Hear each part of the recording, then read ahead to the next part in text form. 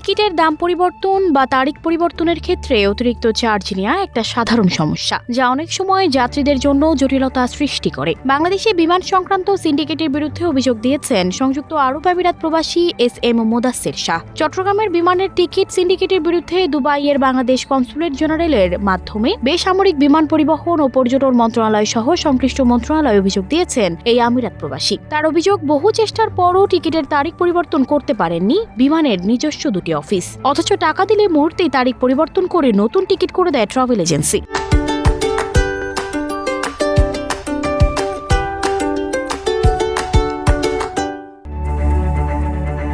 চট্টগ্রাম হাটহাজারী উপজেলার বাসিন্দা আমিরাত প্রবাসী ব্যবসায়ী SM মোদাসের শাহ গত 22 আগস্ট বাংলাদেশ থেকে দুবাই যাওয়ার জন্য 53,000 টাকা দিয়ে বিমান বাংলাদেশ এয়ারলাইন্সের টিকিট করেন চট্টগ্রামের একটি ট্রাভেল এজেন্সির কাছ থেকে। পরে বিশেষ প্রয়োজনে টিকিটের তারিখ পরিবর্তনের প্রয়োজন দেখা দেয় তার, তাই আবারও যোগাযোগ করেন ট্রাভেল জোন নামের ওই এজেন্সির সঙ্গে। তখন তারা জানায় টিকিটের তারিখ পরিবর্তন করতে দিতে হবে 17,500 টাকা। মোদাসের শাহ দাবি করা টাকা না দিয়ে যোগাযোগ করেন বিমান বাংলাদেশ এয়ারলাইন্সের চট্টগ্রাম অফিসে। তারা অপারগতা প্রকাশ করলে যোগাযোগ করেন দুবাই অফিসে, সেখানেও তিনি ব্যর্থ হন। এটি অত্যন্ত হতাশাজনক যে বিমানের নিজস্ব অফিসগুলো যথাযথভাবে সেবা দিতে পারছেন না, কিন্তু ট্রাভেল এজেন্সি সহজেই টাকা নিয়ে সমস্যার সমাধান করছে।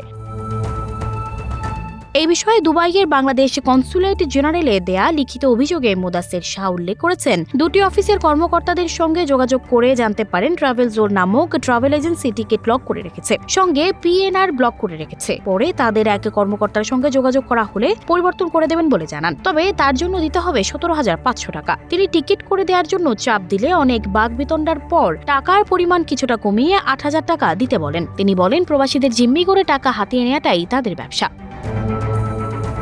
প্রবাসীরা অনেকদিন ধরেই কালোবাজারিদের কাছে জিম্মি। সিন্ডিকেটের সঙ্গে বিমানের অনেক কর্মকর্তা জড়িত। চট্টগ্রামের চিহ্নিত সিন্ডিকেট ভেঙে দিয়ে বিচারের মুখোমুখি করার মাধ্যমে প্রবাসীদের স্বস্তি ফেরানো তার মূল দাবি। এদিকে মোদাসের শাহর দেয়ার লিখিত অভিযোগ আমলে নিয়ে বেসামরিক বিমান পরিবহন ও পর্যটন মন্ত্রণালয় সহ সংশ্লিষ্টদের চিঠি দিয়েছে বাংলাদেশ কনসুলেট জেনারেল দুবাই।